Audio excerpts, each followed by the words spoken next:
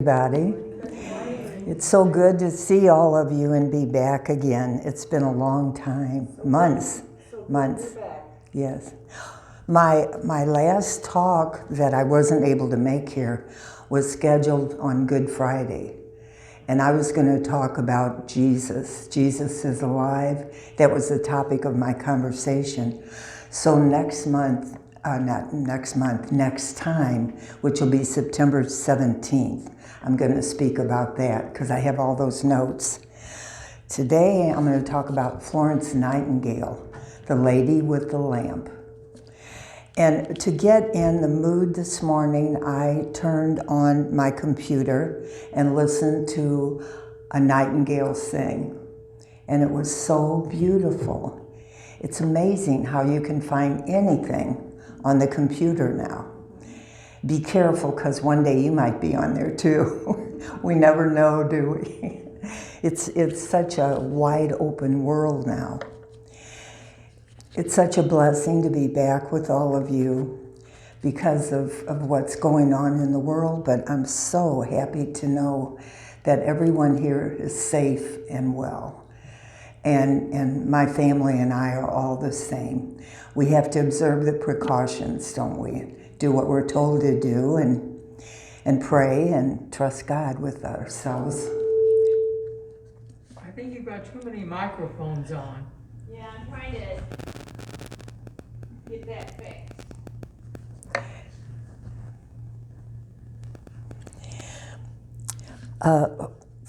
What an incredible name to have, Nightingale. Isn't that beautiful? I think every time you would hear your name or say it, you would hear little birds whistling, talking to one another. Florence was called the lady with the lamp, and she had a mission in life almost from the very beginning. She was called the mother of modern nursing. She was born in Florence, Italy in 1820, and this is 2020. So this is the 200-year anniversary of her birth, which is pretty awesome, I think.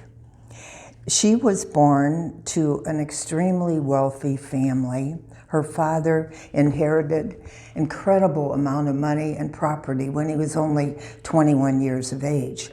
So when he and his wife married, they traveled to Italy just for something to do, I guess. And they were there for 3 years, and while they were there, they had 2 daughters. Florence had an older sister. We don't hear terribly much about her, but Florence was named after the city in which they lived at that time, Florence, Italy. Now, at that time, ladies were supposed to be cultured, very cultured, and they didn't work, of course. Outside the home, they were supposed to be everything in the household. They learned poetry, various languages, needlework, music, and crafts. That's what they did. They didn't have their little cars to buzz around in. They just more or less stayed at home there, but they had lots of company. People used to entertain a great deal. Because of the advent of television, we don't entertain. Most people don't entertain as much as we used to. The children of the wealthy were taught by nannies in their own home. Servants were a must to people at that time, the wealthy. So Florence spent a lot of time with her father in his study. She learned so much from him. Her father was evidently quite an intellectual too. He taught her chemistry, physics, and philosophy. And then from there, she would go into the drawing room with her mother, and her mother taught her about sewing and needlework and music. So she was really a very well-rounded young lady. One time when the 2 girls were in their teens, the family went to, they toured Europe. They were in London, that was their home base. They were English people, but they toured all of Europe. And when they traveled, they had a 12-seat carriage Can you imagine a carriage with 12 seats? They had to have 6 horses pulling that carriage. From the very beginning, almost, Florence wanted to be a nurse. And in those days, nurses were really looked down on because they didn't do the things that they do now. Basically, what they did, they would clean the wards, wash clothing, empty chamber pots, and then take away filthy bandages. So they were like scullery maids to a degree. And Florence heard from God when she was a young girl, and he told her that he wanted her to go and help people in a nursing capacity. That was unknown, and her parents were aghast. They couldn't believe that she wanted to do something like that. When the rich people became ill, they were treated in their own homes. None of them wanted to go to the hospitals because the hospitals were dirty, they had rats, they had all kinds of things that were very detrimental to good health. You go to a hospital to get well, but in those days, it didn't work that way. Florence wanted nurses training, and they didn't have it there in England. When she was in her teens, she went to visit some friends in Germany, and they told her that there was a nursing school there in Germany. So she didn't tell her parents, but she went to that nursing school. She went for 3 months, and she learned everything that was possible to know at that time. She said, nursing is really an art. It requires exclusive dedication and is as hard a preparation as any painter or sculptor's work. So she realized she had such a heart for the people. And when she was young, her mom would take her to houses of people who had someone that was ill, had needs, and they would take food and clothing, and they would minister to the people. Well, Florence's mom gave her that insight. Her mother was a very kind, loving person, too. Even though they were extremely wealthy, they reached out to other people, and that's where she got her great desire to help. As I said, she told her parents that she heard God's voice. She said, "He spoke my name, and he called me to service." He said she was supposed to spend her life helping other people when they were ill, and that encounter with God affected her whole life. Someone recently asked me, they knew I was studying her life, and they asked if she ever married. She did not marry. She more or less went with a young man for 7 years, and by going with someone, I think they just came to the house to visit, and you would sit and talk. That's pretty much what it amounted to, or maybe going on a carriage ride occasionally. She really cared a lot about this man. He was a wonderful friend, but she just couldn't say yes to marriage because she knew that her future was pretty much planned by God. But when he got married to someone else, it really hurt her because she did care a lot about him. But she realized she had to let him go.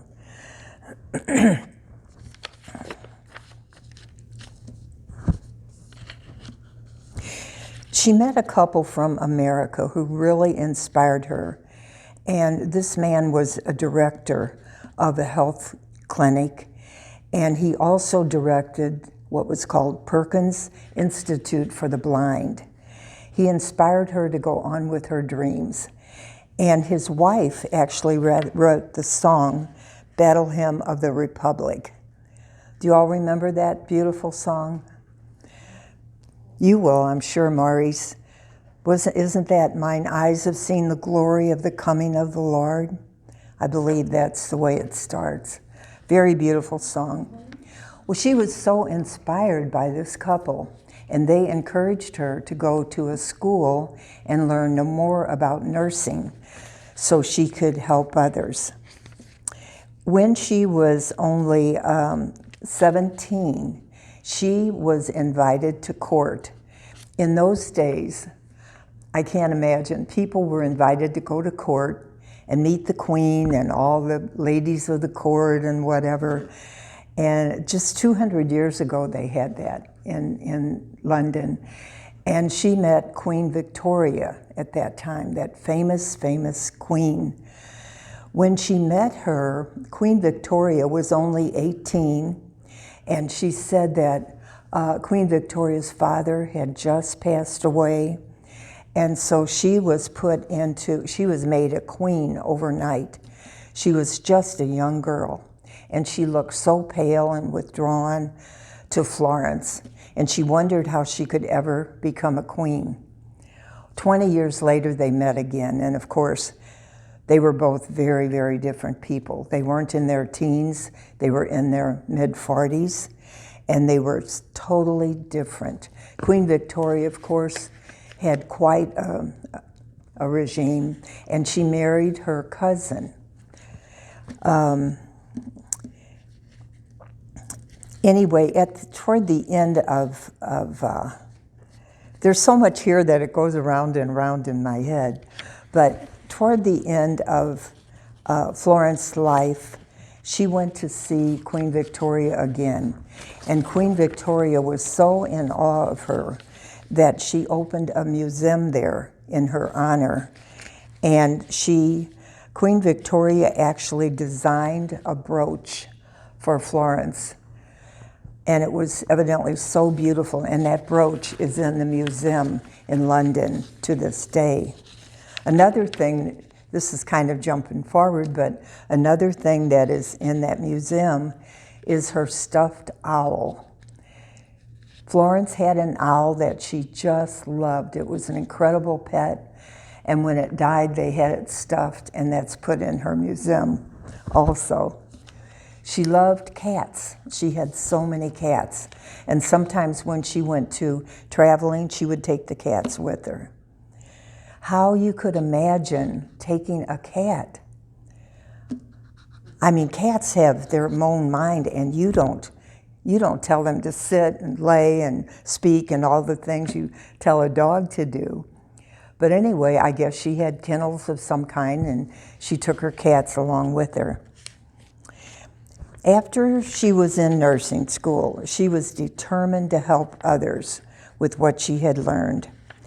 She got a job working in a hospital in England as an administrator.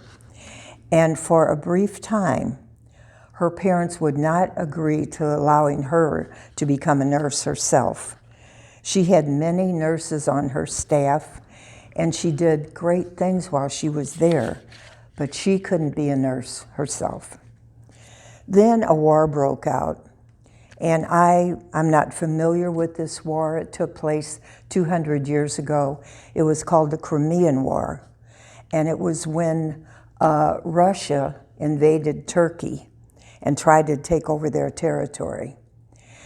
The English people were so against that because they knew that if Russia got all of this territory, that it would take away their rights for travel and for commerce and all that kind of thing.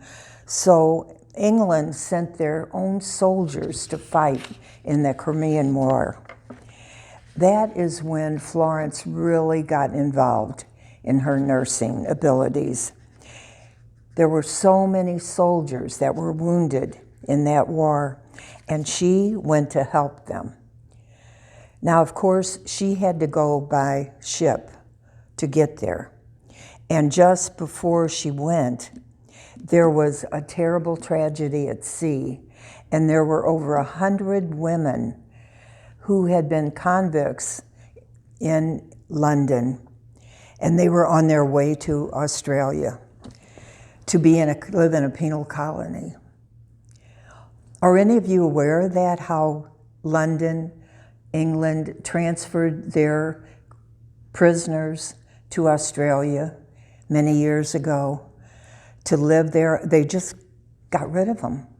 I guess they couldn't handle them. Maybe they didn't have room. They didn't want to be bothered. And Australia was a wide open country, and a lot of your people in Australia now are descendants of criminals. And of course, a lot of us could have criminals in our background too.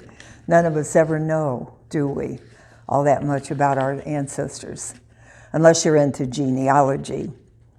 So anyway, Florence was so moved by what was going on in the Crimean War that she went over there to help the soldiers that had been wounded in battle. They were in a hospital there, and she finally got permission to go. She took 38 nurses with her, and what they found was devastating. There was absolute filth and lack of supplies. She was wealthy, of course. Her parents were wealthy, so she spent a lot of her own money getting the supplies they needed. One of the big problems there was that they didn't have beds for the soldiers that were wounded that came in. They had to lie on bare floors, and rats were running around. Can you imagine being in a hospital trying to get well in that type of a condition? And they said many of the men who were there were part of the hospital. They died shortly after being in this one area of the hospital. And what she did, she explored and she found out that underneath that area of the hospital, there was a sewer and there was a dead horse lying there. And that contaminated the water supply. And so the soldiers got critically ill. They were there, they were wounded, they were there to get better, and then they died from this terrible thing. So she had all the nurses go in. Of course, they removed the dead horse. And the nurses went in and they had to actually use scrub brushes and scrub the floors. And then she ordered pallets for the soldiers to lie on. She was the first one to designate uniforms for nurses. And so the nurses who worked with her wore brown wool dresses, white aprons, a white hat, and then across their breasts they had the sign of the place where they worked, whichever hospital that was. My sister is a registered nurse, and I remember when she became a nurse many years ago, nurses had to wear white, and they had white hats. They had to wear this little cap perched on top of their heads, and they hated that. And now so many of the nurses wear what they call scrubs, and they can be flowered, they can be striped, they can be anything, and sometimes it's hard to determine who the nurse is by their uniform. You wouldn't know for the most part. Many of the military there had to have amputations. They were so wounded. Doctors were not that cognizant of how to treat wounds at that time. So what they did, they would just cut off an arm or a leg instead of trying to treat it because they knew it might have gangrene, whatever happened. And so they had to treat it in that way. And it was so common to have amputations that they said that the average soldier who had been wounded averaged 3 limbs per person. They might have 2 arms and 1 leg, or 2 legs and 1 arm. It was really a terrible thing that they were all going through. She worked such long hours. She worked 20 hours a day and ate very little. And then lice got in the area and they spread. And the men got lice and they had to take care of that. She had long hair. She cut her hair off short so that the lice wouldn't get in her hair either. And for a woman in those days, I imagine to cut your long hair would have really been a terrible thing to do. Now so many of us have short hair, not like Vanessa with beautiful long hair. And can you imagine if you got lice and you had to cut off all your hair? Oh my goodness, what a tragedy. But anyway, She worked at night too. Like I said, she worked like 20 hours a day. She worked herself at both ends of the spectrum. And there was an article in the London Times then, and they called her Florence Nightingale, the Lady of the Lamp. And that was because when the soldiers would bed down at night and everything was quiet, she would go through the area by herself walking, and she had a lamp. And it was a Turkish lamp, copper top and bottom, and it had one little candle inside. And that's how she would, of course, no electricity then. And she would walk through the hospital, checking the men to see what she could do for them. In 1855, she was revered as a national hero in England. Fans wrote songs about her and poetry, and baby girls were named Florence quite frequently. Because of her, they had public meetings, and many people began helping the poor and the disabled because of her influence. If she had married, she wouldn't have been able to do any of this. And so even though she didn't marry and have children, she had so many children along the way that she cared for. When she was only 35, she developed something called Crimean fever. And this is where she was aiding these prisoners. She was in Crimea. And this was an inflammation of the vertebrae. It was terribly painful, and she became bedridden. Can you imagine her working this hard, and all of a sudden she can't even get out of bed herself? She's done so much for so many people. Well, in 1856, there was a treaty and the Crimean War ended, but she stayed there at those hospitals until the last ill person departed. And as she traveled home, she went under the name of Miss Smith, so no one would recognize her, because by that point in time, she was very famous worldwide. She didn't do it for fame. She didn't want to be acknowledged in that way, only acknowledged for the things that she had done, the changes she made. She also did something else that was really helpful.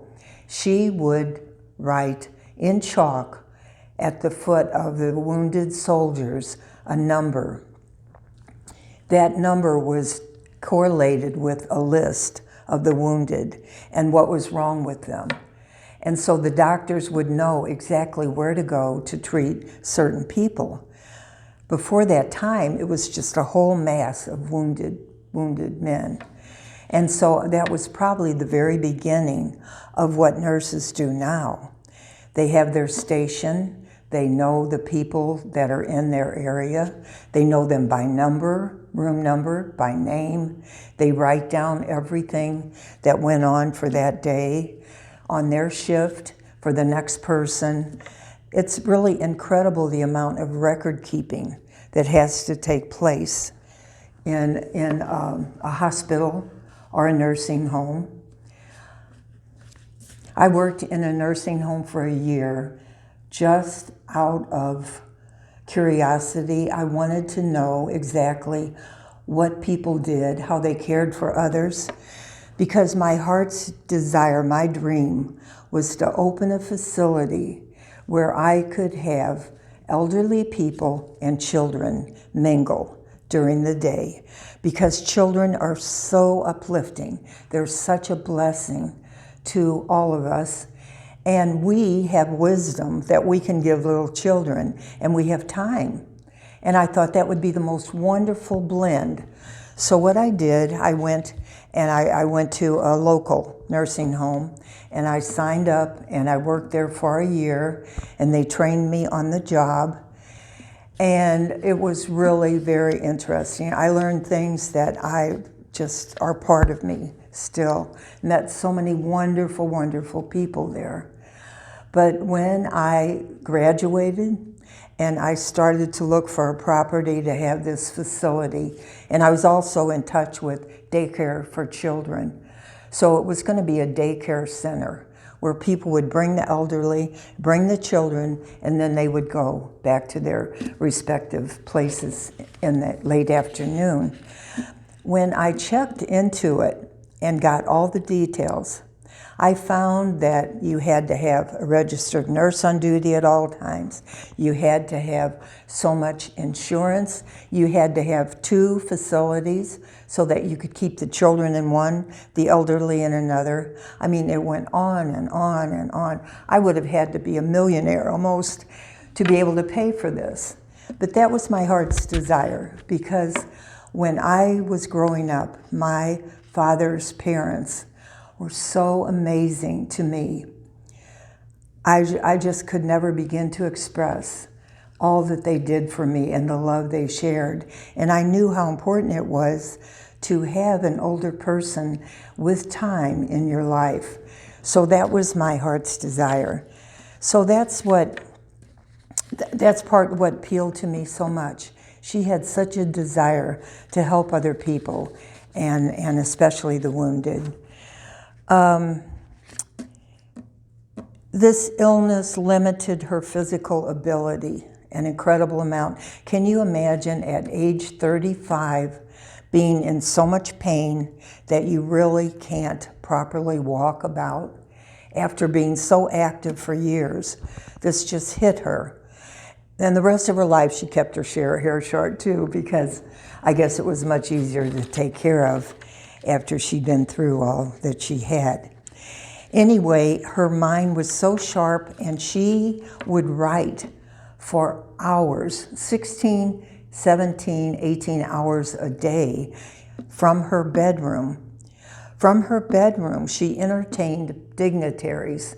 They knew who she was. They were so in awe of her. They came to learn a great deal from her, and she shared so much with them. But all the while, she's doing all of this research work, this detail work for the ill people, for hospitals, for care. It was just amazing what she did. She published more than 200 books on hospital planning and organization, and many of them are still read today. In 1860, she opened a training school for nurses in London, and it promoted schools to open up all over the world, including America, Africa, and Australia. Although she was very ill and couldn't provide financially for her own needs by working, her family paid for her care. Some of her notes on how nursing should help people to care for ill family members has gone down in history. Now, during the Civil War, she was around then too, and she consulted with American military on how to manage their field hospitals. She reminded them that during the Crimean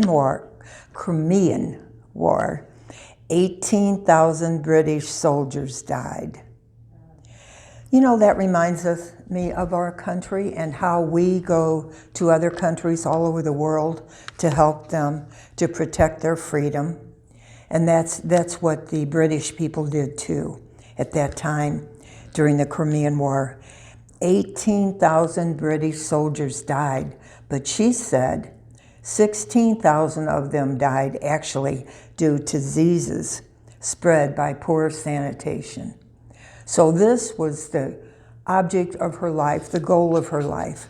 And even though she could no longer perform as a nurse on the job, what she had learned has gone down in history. I remember hearing about doctors hundreds of years ago who would treat their patients. They would go from one patient to the other. They would not wash their hands. So whatever that other patient had, they could transfer to the uns who were already ill. And she was the one that opened their eyes to the fact that you must be clean at all times. She worked from her bed for decades. She died at age 90 peacefully in her sleep, and she had outlived her whole family. They planned an elegant funeral for her at Westminster Abbey, the place where they have all the British coronations. But before she died, she said, no, I don't want that. I want just a simple burial, and I want to be buried next to my family. So that's what she did. At the end, she said, and this was very important, a human being does not cease to exist at death. It is change, not destruction, that takes place. And so for me, that's really encouraging to know that when my days here on earth are over, I won't be destroyed, I'll just be in another element. And someone said something once about when we pass away and we have a relationship with God, it's just like walking from one room to the other, opening a door, and you go into another room. And that's the life she lived, that's the peace she had, and she knew that when she died, she would be with the Lord. And He allowed her to live to be 90 years of age. So after her illness occurred, and she suffered with this many years, she accomplished so much. She was ill for 55 years before she died. But when we realize what she accomplished during those years and the ones that preceded it, it gives us all hope because there's something we can all do for other people. So that's the end of my story of Florence Nightingale, but I was so in awe of her and her story. And I just hope you all got something from it that's encouraging to you too. Thank you.